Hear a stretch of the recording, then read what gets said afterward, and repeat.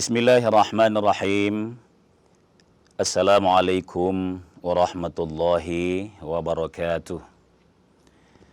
Alhamdulillahilladzi anzala as-sakinata fi qulubil mu'minin liyazdadu imanan ma'a imanihim.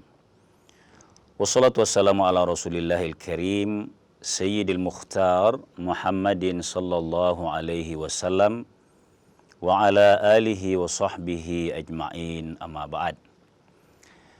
Alhamdulillah, kembali kita bersyukur kehadirat Allah subhanahu wa ta'ala. Tentu kita tidak bosan, sebab Allah juga tidak pernah bosan-bosan memberikan karunia nikmatnya kepada kita, apapun sesungguhnya kondisi kita hari ini. Selama kita bernafas, karunia Allah, nikmat Allah ada pada kita. Tinggal kita memandangnya seperti apa. Salam dan salam atas junjungan kita Nabiullah Muhammad sallallahu alaihi wasallam. Kaum muslimin dan muslimat pemirsa Kompas TV yang berbahagia, secara fitrawi atau secara danbaan, setiap manusia yang waras akalnya, sehat, maka dia pasti mendambakan kehidupan yang berkualitas. Kehidupan yang tenang. Bahkan kehidupan yang sejahtera. Adakah bedanya? Berkualitas itu melingkupi semuanya. Kalau tenang, boleh jadi tidak tercukupi semua, tapi kita cukup tenang. Tapi kalau sejahtera, dua-duanya ada secara batin, juga memang ada yang pada saat dibutuhkan secara material. Ini fitrah manusia seperti ini. Dambaan manusia seperti itu. Tapi mari kita membuka fakta dan realitas hidup ini. Kayaknya itu Allah, atau bukan kayaknya, pastilah ya. Allah belum menciptakan di antara hambanya yang tidak ada masalah dalam hidupnya. Benarkah ini ungkapan? Kalau saya yakini seperti ini, sebab agama mengajarkan begitu. Bahwa walanabluwannakum, pasti Allah menguji. Ujian itu tidak selalu yang kita senangi, karena ada ujian dalam bentuk kesejahteraan. Tapi lebih banyak yang kita rasakan itu dalam hal-hal yang tidak kita senangi. Maka itu bisa mengusik, bisa menggoyahkan pikiran menjadi tidak tenang. Pagi hari ini dalam nuansa kita bagaimana beraktivitas di tengah kesibukan, bagaimana agar pikiran bisa tenang. Dengan nuansa bahwa kalau pikiran tenang itu bisa sejuk, bisa berkualitas, di tengah boleh jadi ada tempaan, ada gangguan. Banyak orang tua kita ya, mungkin kita pernah mengalami sama-sama pengalaman singkat dalam hidup. Kita melihat seseorang yang begitu tenang, begitu yakin. Kita penasaran, loh kok ini begini tenang ini bapak ini. Bisa menjadi tokoh ini. Saya pernah mengikuti seperti ini, diikuti ke rumahnya. Mau tahu ekonominya kira-kira begitu. Ternyata tidak istimewa. Tidak lebih istimewa daripada orang yang lebih gusar kelihatan dibanding dianya. Kalau begitu, kenapa dia ditokohkan oleh umat, ditokohkan oleh masyarakat? Karena masyarakat butuh orang yang teduh, orang yang tenang, pembawaannya, kata-katanya dan nasihat-nasihatnya ada pada orang yang tidak hanya secara zahiri berkecukupan dari segi harta, dari segi fasilitas. Ada. Tapi kok bisa? Iya. Karena memang ketenangan itu ada pada pola fikir, pada cara memandang totalitas kehidupan ini dan aktivitas kehidupan kita di masyarakat. Nah, pada pagi hari ini pemirsa sekalian, kita akan mencoba, adakah kunci agar kita hidup tenang itu? Ada. Adanya di mana? Dalam agama diajarkan sungguh sejumlah hal, bahkan sederhana, tapi menjadi penting bagi kepala manusia. Maksud saya, pikiran manusia yang kalau out dari fikir yang begini ini, yang tenang ini, bisa kacau pikirannya. Bisa lepas kontrol. Padahal ketenangan itu tinggal didekati, disabari, dan bagaimana petunjuknya dalam agama kita.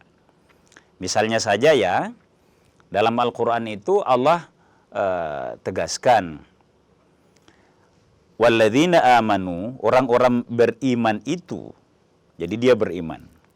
Wa tatma'innu qulubuhum, dia tenangkan hatinya. Berarti kunci agar orang bisa tenang hatinya itu beriman dulu.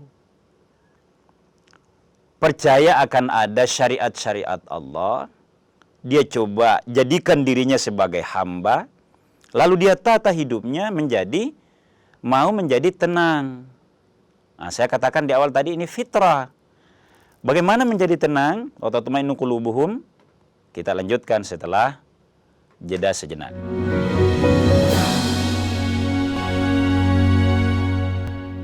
Pemirsa sekalian, kaum muslimin yang dimuliakan oleh Allah Subhanahu wa taala.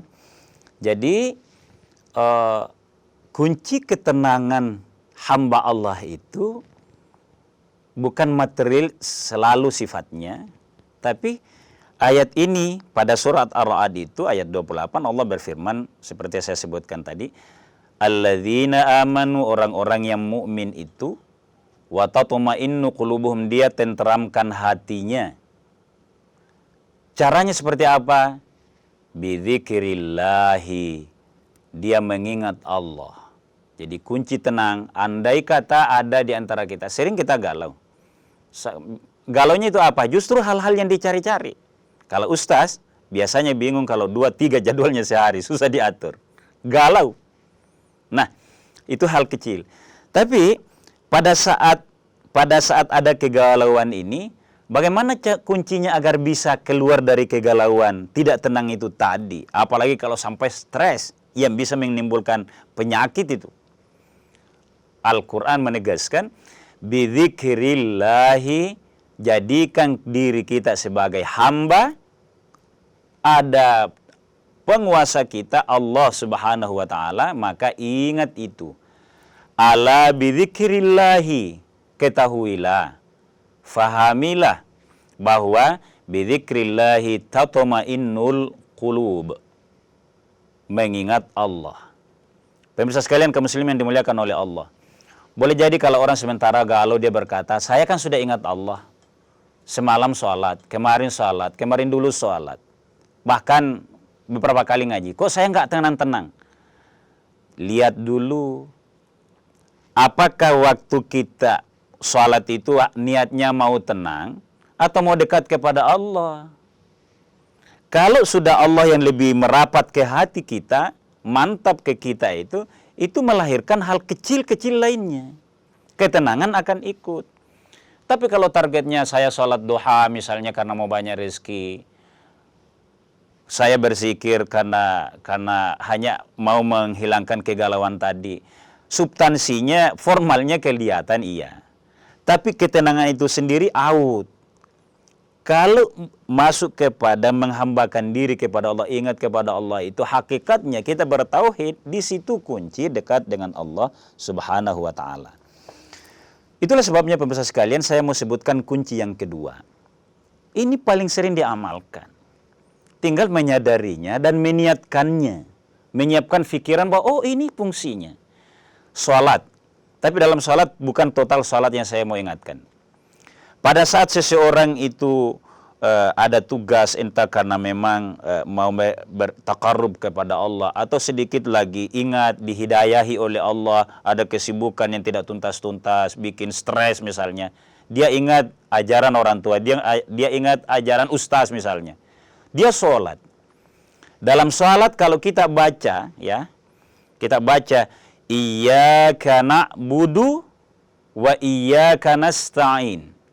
Ketahuilah pemirsa sekalian, pada saat kita dihidayahi oleh Allah masuk sholat karena ada tugas yang mau kita selesaikan, pada saat kita baca iyyaka, hanya, kata hanya itu penting difahami, hanya engkau ya Allah.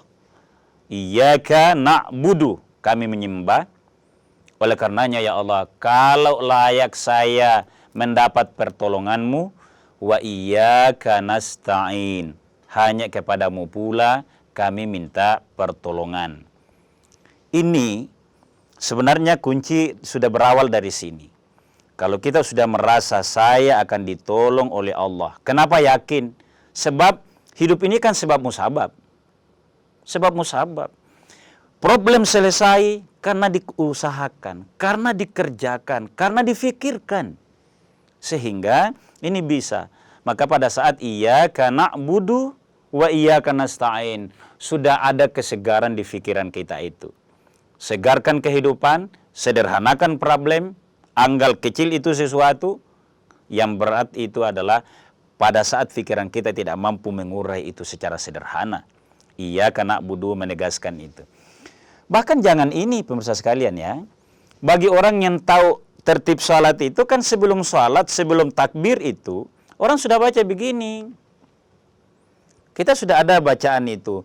Ilahi, wahai Tuhanku, anta maqsudi, hanya engkau yang kami maksudkan. Oh, itu belum iyyaka na'budu wa iyyaka nasta'in. Nah, kunci menjadi tenang kehidupan kita itu pemirsa sekalian, ini sekedar mereview saja dan sharing. Sebenarnya kita sudah paham semuanya, tapi ada bagusnya kalau disegarkan. Pada saat orang sholat membaca iyyaka na'budu wa iyyaka nasta'in. Itu yang kedua ya, yang bisa kita jadikan referensi atau momen mengingat agar pikiran kita itu kembali bisa tenang. Betapa sengsaranya kita kalau pikiran tidak menentu, tidak tenang, bukan hanya sampai di situ, tidak bisa menyelesaikan problem, bisa melahirkan banyak penyakit. Dokter-dokter kita, kalau kita sering ngobrol dengan teman-teman dokter, kunci penyakit sebenarnya itu dari pola pikir yang tidak tenang. Saya biasa bergurau tambah, bukan hanya itu, Pak Dok, Bu Dok, datangnya dari makanan yang kita makan. Kalau sangat halal, kita yakin peras keringat, itu tenang juga kita itu, biar sederhana. Saya bergurau juga sama teman-teman, biasa. Pemirsa sekalian yang dimuliakan oleh Allah Subhanahu wa Ta'ala, selanjutnya kita coba ungkap, bukankah problem hidup itu kalau kita tidak tenang? Problem. Saya ulangi ayat yang menarik dalam Al-Quran, kunci sebenarnya dalam menyederhanakan kehidupan yang kelihatan mewah ini, tapi ternyata sangat kecil. Kenapa kecil? Orang yang melimpah hartanya pun, yang istana sekalipun, yang bisa dia nikmati berapa? Tidak lebih banyak yang dia nikmati dibanding pembantunya. Maksudnya yang dikonsumsi, kesejahteraan pastilah. Nah, maksudnya begini, saya sekalian. Ayat itu bunyinya begini. Wasta'inu, tolong hidupmu. Bagi orang yang berproblem ini, bagi orang yang tidak tenang. Bisabri, dengan sabar. Wassalah, dengan sholat. Jadi masuk lagi sholat. Jadi Al-Quran menegaskan itu, tolong hidupmu, selesaikan problemmu. Bahkan kalau anak muda atau para pelajar, raih masa depanmu dengan bisabri, dengan sabar, wassalati, dengan sholat. Tapi ayat lain menegaskan, wa innaha lakabiratun illa 'alal khashi'in. Nah, ini menarik. Kita korelasikan. Orang kalau galau itu jarang bisa khusyuk dalam sholat. Maka harus kita ingat, kalau orang bisa khusyuk dalam sholatnya, problemnya selesai. Kalau bisa saya istilahkan begini. Begitu orang bisa khusyuk dalam sholat, problemnya selesai. Dia bisa tenang.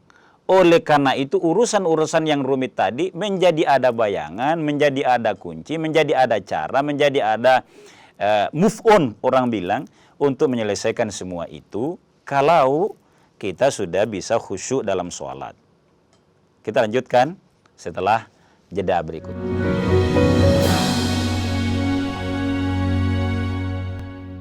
Kaum muslimin yang dimuliakan oleh Allah Subhanahu wa taala, yang berikut menjadi kita istilahkan kunci ya. Dahsyat ini kalau kunci untuk hidup tenang ya. Yang kunci yang berikutnya adalah bagaimana husnudzon. Apa itu husnudzon? Husnu itu senantiasa baik, adzon adalah keyakinan. Orang bilang sangkaan. Husnudzon apa? Selalu positive thinking anak muda kita bilang era kekinian. Positive thinking. Hal-hal yang bisa netral, bisa baik, bisa tidak baik. Bagi orang yang mau tenang hidupnya, dia selalu ambil baiknya. Kenapa? Memang agama menegaskan begini. Kalau dia orang beriman, maka alladzina yastami'unal qawla. Kalau dia mencermati fenomena, mendengarkan informasi, mendengarkan berita, maka dia tidak sibuk kepada yang tidak produktif. Dia hanya mengambil manfaat dari yastami'unal qawla, dia dengar. Tapi wayattabi'una ahsana, dia hanya merespon yang baik-baik saja. Kecelakaan bagi kita kalau tidak punya kemampuan kedisiplinan seperti ini. Begitu ada informasi, begitu ada berita, semua disibuki. Padahal tidak semua sama kualitasnya. Orang beriman harus bisa memilah ini sehingga tenang hidupnya. Wa yattabi'una ahsana, hanya dia merespon atau mengikuti yang baik-baiknya saja. Mungkinkah ini? Mungkin. Kenapa? Orang beriman dia akan yakin bahwa kalau ada hal yang menakutkan sebelum waktunya, taruhlah misalnya mendengar prediksi cuaca dari BMKG. Boleh didengar itu, harus didengar itu, bahkan harus kita tanyakan terus-menerus secara berkala, secara periodik. Tapi itu dilakukan bukan untuk panik, tapi untuk mengantisipasi. Ini contoh saja ini. Hal-hal lain juga begitu. Hal-hal yang sangat menakutkan, resesi ekonomi akan berbahaya. Boleh. Kenapa ini kita katakan boleh dalam pandangan agama? Sebab Allah berfirman, "Qul la yusibana illa ma kataballahu lana."